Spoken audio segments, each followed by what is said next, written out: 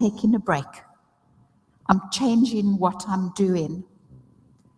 And I just want to welcome you. That's already been done.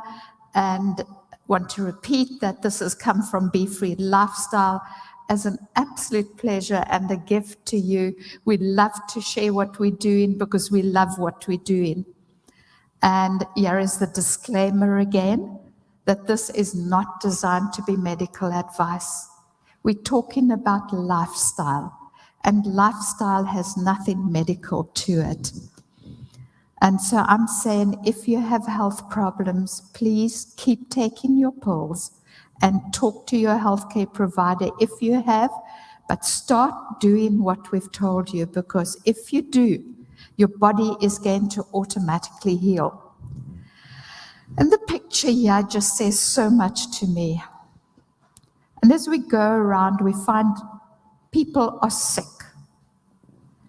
And along with disease comes tiredness. And I need to ask you the question, are you tired of feeling tired? The topic of rest that we're going to talk about tonight is not just about sleep, because rest actually starts, the next day's rest starts the moment you wake up. It doesn't consist only of sleep.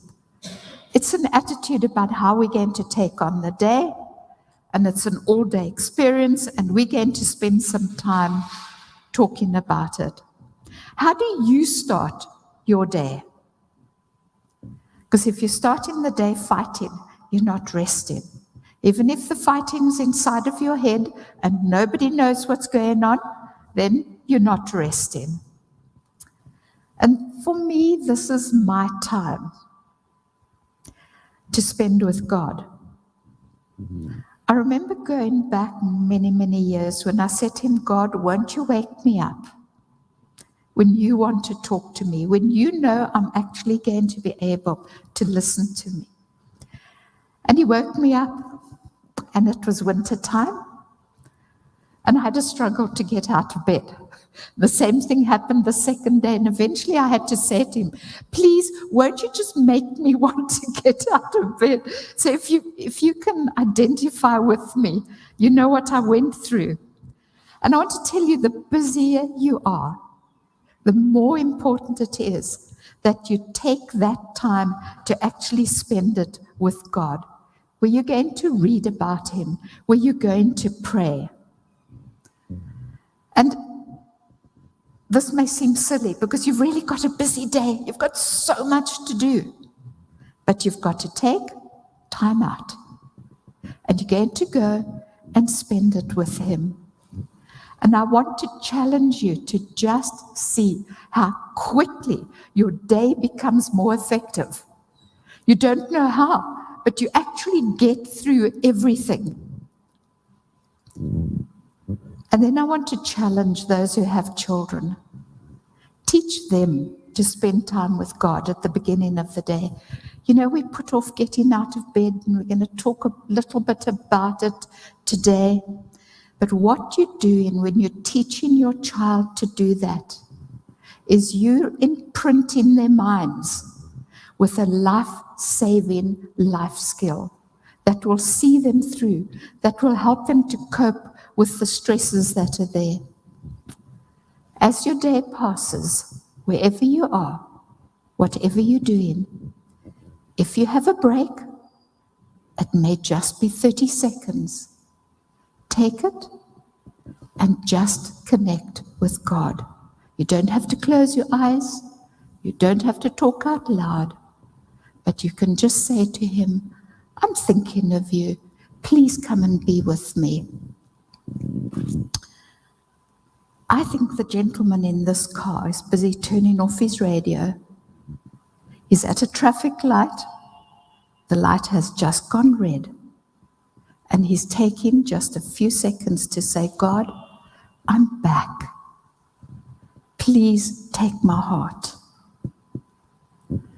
If you're driving, I find driving long distances is a great time for me, with my eyes open, just saying, God, can I talk to you just a little bit? Will you help me? I'm struggling with something. And just chat to him as we go. In these moments that you take time to spend with him, you're going to turn a hectic day around. A day where your stress levels may have been set sky high. And things are just going to quieten down. And for a moment, I just want to talk about stress, because stress actually sharpens us. We'd be dead without stress. It's distress that becomes a problem. And when one day you'll suddenly realize the stress thing has got too much for you. And you look back and you think, but yesterday I coped. Why am I not coping today? Look back. Go to God. Take it to him. Talk to him just as you talk to a friend. If I had to come to you and start chatting to you, that's how you can talk to him in a language that you're comfortable with. And so you can avoid the not coping, because that's distress.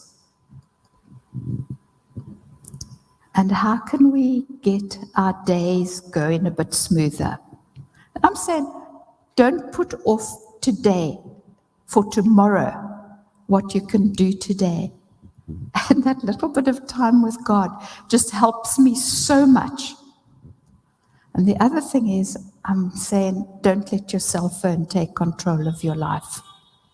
Because cell phones are not good news. They've become an essential part of our lives. Many of you are watching on your cell phones. But when the first thing you dive for, wherever you are, is your cell phone, just to see if somebody's maybe sent you a message. I want you to look at the picture. Do you see everybody sitting around? Mom's at a computer. Everybody else is on a cell phone. It stops us from talking to each other. It stops us from connecting. And when you stop the cell phone from taking control of your life, you're going to find family togetherness. Togetherness with your friends is going to just rise, and you'll feel less lonely. You'll feel more belonging. And here I want to say, whatever your culture, there are wonderful values in culture. Don't look down on it. Take out of it what's really going to help you. And the old cultures kept families together, fight for it. One of the most amazing things, if you'll excuse me telling a story, I didn't know then, but twice a day, our family just sat down for a meal together. So we had the first meal of the day, we had the last meal of the day, and here I am, many, many years on. My eldest child has just turned 50, and the first thing we do when we get together, if there are no mamas coming because they're all in one town, I'm blessed. But if there are no moms coming, they arrange a meal together, because that's our connecting point. And the one rule we always had was never, ever allow anything to break the peace of a meal table. And I can see the consequences of that now. And it doesn't matter if you look at the picture on the left, whether you're going to have your meal that way or whether you're going to have it at a table. It doesn't matter. Allow that to actually build strong relationships for the future, for you and your family, and for the people that you invite into this very precious space that we have. Right, and the rest of the day. That happens to many of us. We switch on the TV, and then we have a hard time saying goodbye to it. It's taken over our lives. We really want to know what's happening in the next soapy installment. The shops are staying open later. The best TV programs seem to be on late. And midnight just comes closer and closer. And we'll end up being captive. They have taken control. Now, I want to teach you a little trick that has helped me phenomenally in knowing whether a TV program that I am going to watch is a good one or not. Now, if you look, and when they use nature scenes, they usually pan out very slowly, or they bring the picture in closer very, very slowly. That is very restful to the mind. But there's a very well-known 3-second rule in TV when the directors are busy making a film, and particularly when it's garbage. If the picture changes before 3 seconds is over, there's actually a hypnotic effect that happens to us. We get put into a semi-hypnosis, and you will recognize that. Have you ever been outside of somebody's house, and when you're looking inwards, you can see a flicker going on? You can't see it when you're watching the TV, but go outside and you can see a flicker. That's the 3-second rule that they use. They can keep you hooked watching absolute garbage. So, if you want to find out whether the movie is going to be good, you're going to count 1 and 2 and 3 and. And if the picture is already gone that you started at 1, switch it off. Because it's not good for you. It's hypnotizing you. It's actually quite stressful to your mind. You may not consciously be seeing that flicker, but your brain is registering it. And they're just suppressing your ability to choose what you are going to watch and what you aren't going to watch. So we don't want to be hooked. And now we're going to switch to talking about whether we get enough sleep or not on a regular basis, is what I'm going to talk about. Now, generally, we take sleep very lightheartedly. We go to bed when we feel like it. And science has now found that probably the most common and harmful reality of this modern world is a lack of sleep. They have found that not sleeping is as harmful to a driver as drinking alcohol. Now, who would have thought that? And a lack of sleep during the night is going to leave its effect on you the whole day. You may not feel it, but it is there. From the first day that you miss sleep, it has its effect on you. Now, in a sense, not having enough sleep has the same effect on your body as not having enough food. So you know that if you're not eating enough, you're going to lose weight. Now let's talk about lack of sleep and see what its effect. So let's just say I am going to miss out 1 hour sleep tonight. And I must say I'm very grateful that they've made these meetings from 6 to 7 and not from 7 to 8.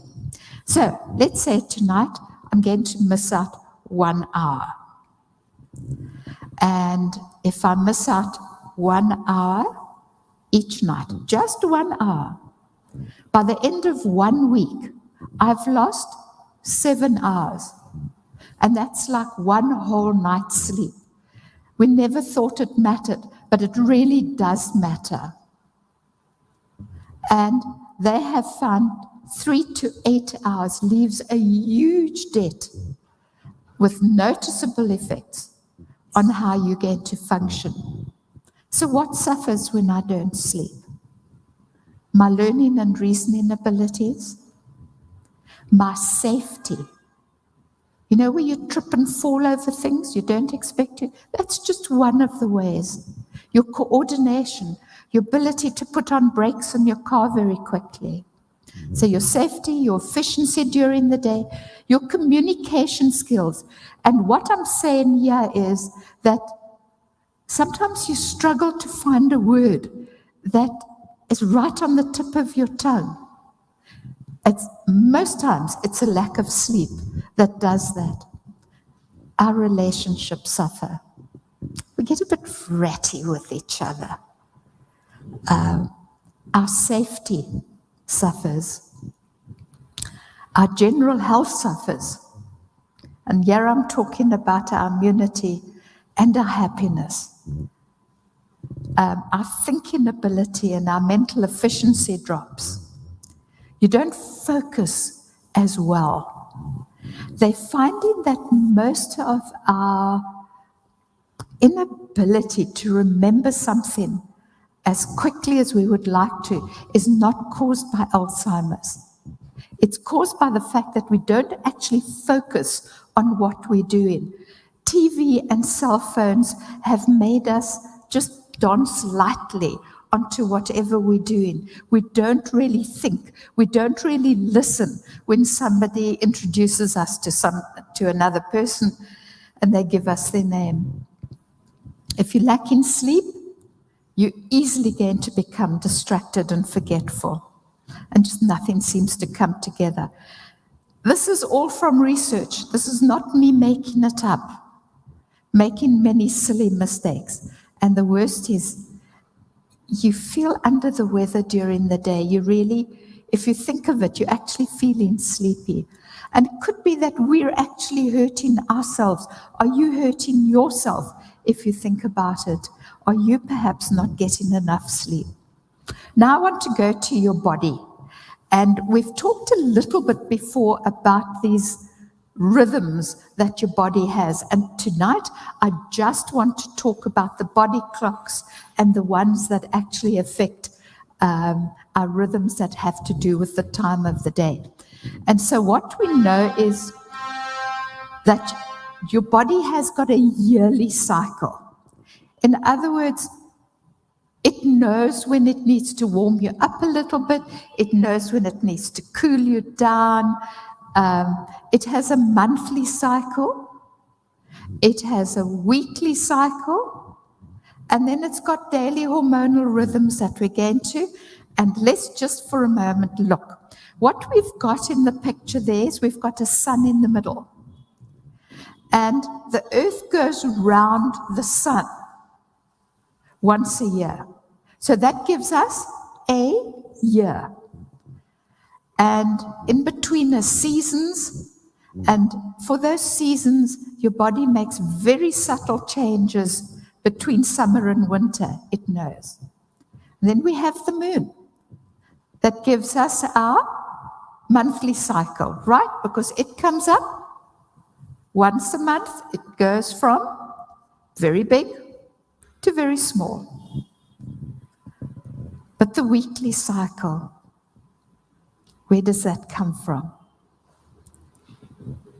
And in digging back, if you believe in the Creator God, and I do, I'm told that He created this planet in 7 days. And if you look back, you research it, what you're going to find is that men have changed the dates, they've changed the calendar. But all of history agrees that they've never, ever changed the weekly cycle. It has always, always been 7 days. So there can be no other reason.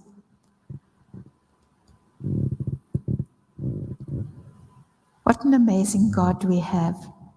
He's reminding us that He is the Creator. What do the biorhythms do? So we've been talking about sleep and lack of it and what it does to us. Now these daily rhythms, it affects us mentally. They have found to reset this, You need to go out into the sun in the morning. If you have glasses or contact lenses on, take them off for about 10 minutes. And what happens is the sun shining through your eyes resets your cycle. Otherwise, they find if you're not going outside, that your day cycle becomes 50 minutes late.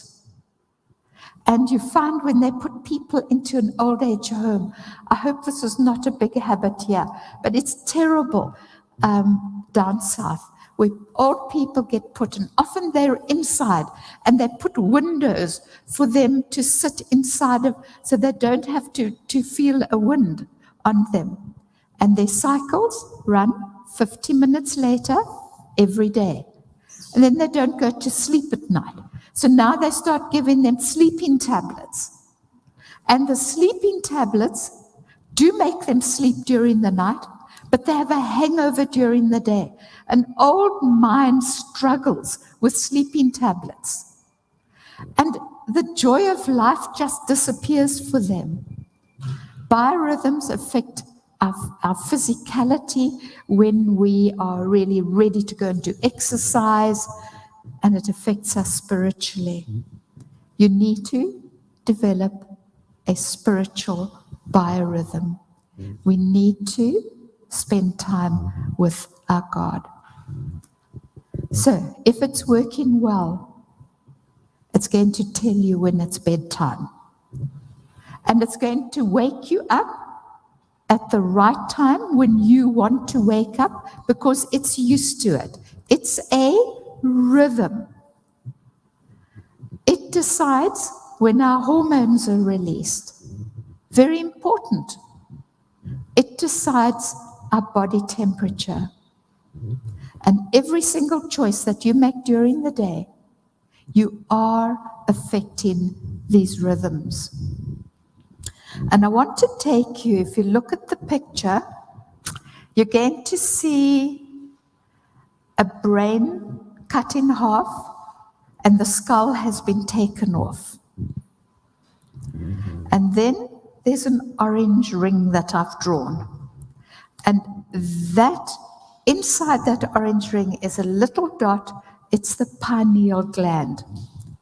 And it sits about the top of my ear and about that far back in my brain. So it sits right on the base of the skull. And it is the most important trigger for light and dark. This is why I said to you, go outside in the morning, take off your glasses, and just let the sun shine in. That's medicine to your body. It's medicine to your health. You see, what happens is light quietens this pineal gland down, but dark stimulates it into action. We're muddling it up because in days gone by and in traditional areas, when it gets dark, people went to dim lights. Now we think it's fashionable to go and switch on all of the lights everywhere. So as evening comes on, we have a very light house. And they found that actually dims down the hormones that our pineal gland. So we need to learn to just make our homes that little bit more restful and not as much light at night. That little pineal gland is the size of a pea. And it puts out 4 hormones. It's not going to put those hormones out if it's not dark. So even if you are lying in bed with a bedside light on and you read to midnight, because that's its highest point, those hours up to midnight, the hormones that it puts out are actually secreted right then. They are put out then. So we need it dark. We need our eyes shut. And then it will do it. So there are 4 of them. there's a mood hormone, and they find that this particular mood hormone affects people who are already depressed. If we are not getting that before midnight sleep, then the person is much more depressed than what they should be. It is one of the hormones that put us into a deep sleep. There's one of those hormones that is a painkiller.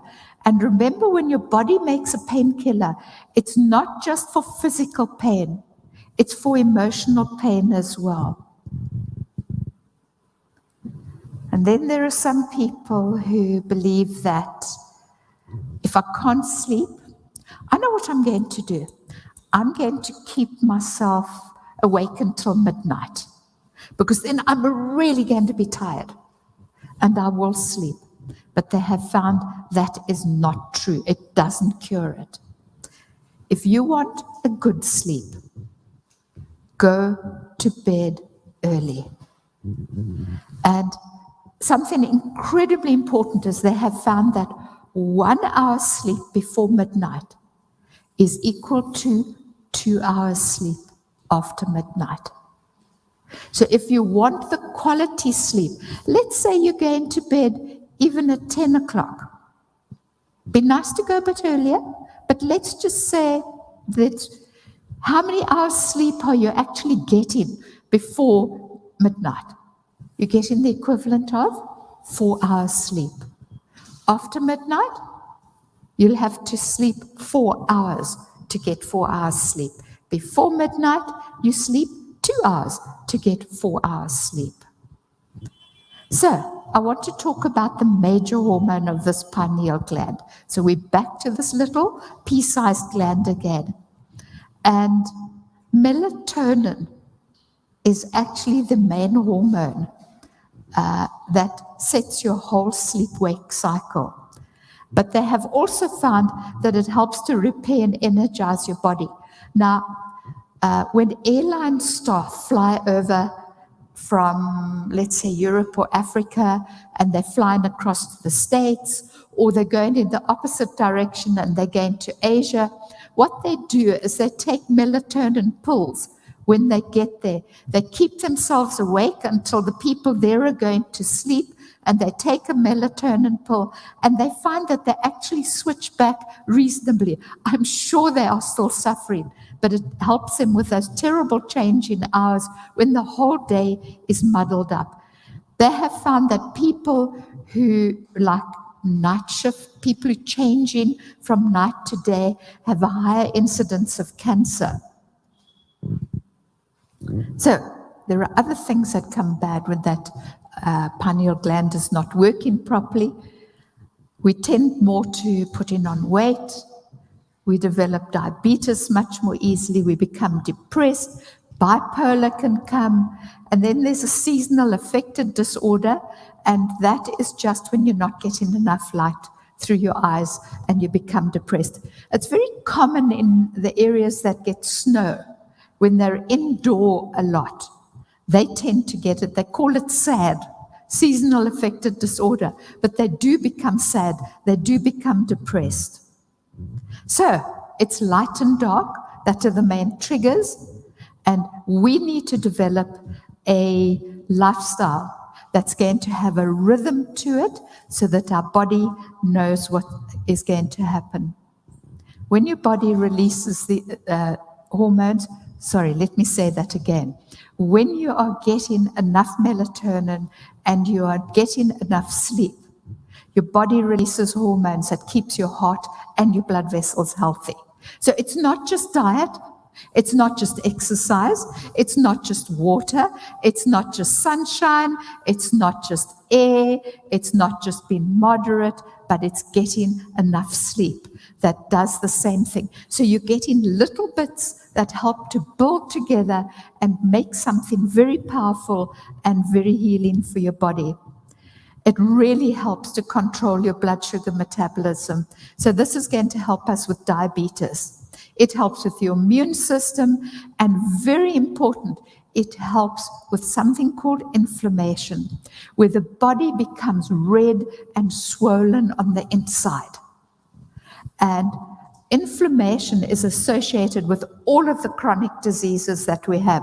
Remember, a chronic disease is when you have the same problem for 3 months, then it becomes called a chronic disease. And very important, if you want that brain to be smart, and I'm talking to students here in a big way, because many students will study until midnight or 1 o'clock and then go to bed and want to write the exam the next day. When you get the early sleep, it helps that information that you've just packed into your brain to go and really be, the word is consolidated, it's built in, it becomes a part of your memory and your attention, and you're going to be able to pull it out much more easily when you've actually had that sleep before midnight. And something very, very interesting is they found if you're not getting enough sleep, that there are certain proteins that the body makes, and it'll go in and it actually starts messing with it. And if you're not getting enough, if you are getting enough sleep, it builds these proteins. They're protective to your brain, and they help to repair damage in your body. So what are we going to do? Don't make your room boiling hot. You have a much better sleep if the outside of your bed is cooler. Open windows. Have it as dark and as quiet as you can. Try and avoid TV screens immediately before going to bed. And don't eat for at least 3 hours before you go to bed. The change in the quality of sleep and how you're going to feel the next day is absolutely amazing when you can do this. So, you're going to go to bed? Try and go to bed at about the same time each night. And this is going to help you to thrive. And you're going to put out lots of melatonin before midnight, and all is going to go well. After midnight, your body puts out cortisol, and that's when it's going to start slowly bringing your body from that very deep sleep that you had before midnight, and it's slowly going to make, every time you go into a cycle of deep sleep, it will be less deep until it wakes you up at exactly the same time. Now, I want to tell you something that they've actually only found out very recently, is that there are cells called glial cells in your brain, and these glial cells are actually the janitors of your brain. So they clean it as you sleep. I mean, we can't imagine it, but when there's an old, tired brain cell, they pick it up and they will remove it. And they clean up all around. And they prune away what is not needed. Isn't it an amazing creator God that has actually made it so that these little cells that are scattered throughout your brain actually know what shouldn't be in your brain anymore? And when they clean it out, they're making space for new connections for you to use the next day.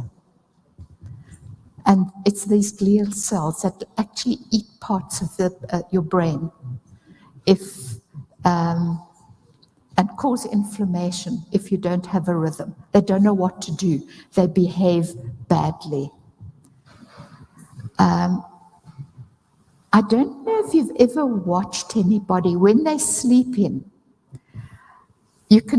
There are times when you can see their eyes are moving from side to side behind their eyelids. And what's happening in that time period is the body is taking your memories of the day and it's storing it in the brain, in your permanent memory. So it takes it from where you have short-term memory and puts it where your long-term memory is, so that you're going to remember it for a long time. If you don't have those rhythms, the storage doesn't take place. And you start thinking, oh dear, Alzheimer's. What's going wrong? I'm becoming forgetful. I can't pull the information. And that's where I've coined a word, I think I call it the remembery. It doesn't work that well. But it's not. Fix it by going to bed at the same time. And I want to have one last little chat to you about caffeine. And you know where those caffeine drinks are, in black tea, in coffee, in Coke, in other energy drinks. And some people are so sensitive to caffeine that just one drink will keep them awake at night. And we can't understand, I'm doing all the other things right, but I'm still staying awake. And it may well just be that cup of caffeine. So we're going to go and start getting our habits sorted out. And remember, the 2 hours, I'm repeating it because it's very important. The sleep you get before midnight is equal to 2 hours after midnight. 1 hour before midnight is equal to 2 hours after midnight. And I can't go without reading you a verse from Proverbs that says, "My child, hold on to wisdom and sound judgment, and never let it out of your sight." So when you go to bed at night, you're going to find that you'll fall asleep and your rest is going to be sweet. And so I want to say sweet dreams, and I would like to have the privilege of just ending it with a prayer. Creator God, we stand in awe of your wisdom, your care, and your love for us. And I want to put every single person that is listening, I want to put their families before you. Please will you intervene? Give us the strength to be wise stewards of this body that you've given us. And please, Lord, you know what special blessing each one needs. And for this I'm asking, and I want to say thank you very much. Amen.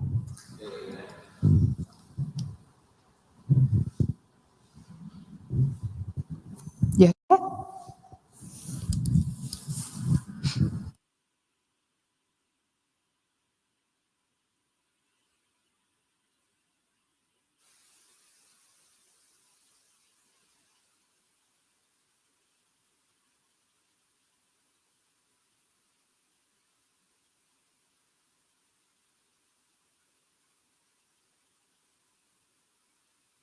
Your first name.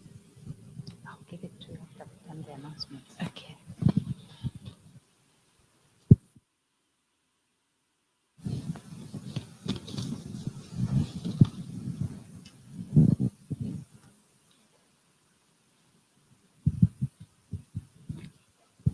We just want to thank you for this evening, for being with us. The viewers online, we also want to thank you. And for those of you that are in the physical program, we want to thank you for coming and listening. I hope you have found this to be very helpful, because I think most of us, and I know especially students, we like to, zero the hour, if I can use that word. I have a few announcements to make.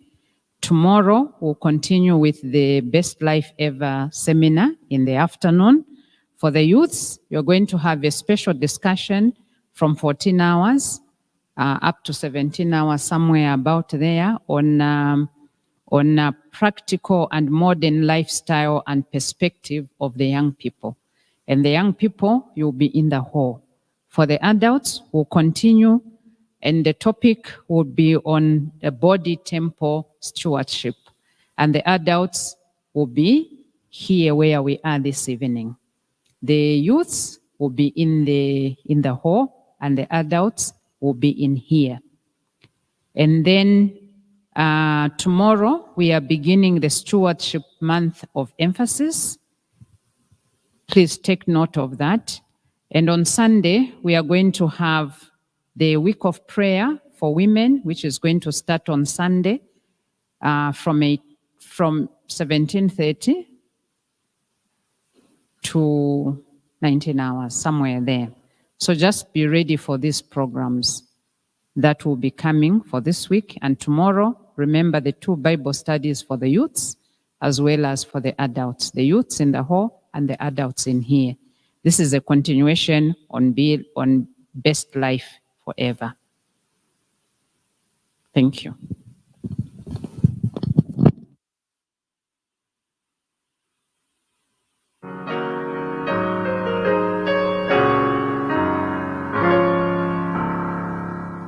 We are done.